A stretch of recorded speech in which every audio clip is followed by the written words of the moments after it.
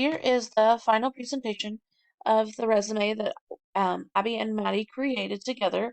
I had them go ahead and pick out a template that they like to use. So they chose this one, and they chose to make the name stand out at the top. They did go ahead and create a fake profile. And here is the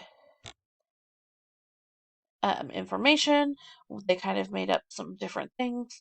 We talked about the skills, the education, experience, and obviously their profile is lacking a little bit of information. However, as they go on, it will obviously increase over time.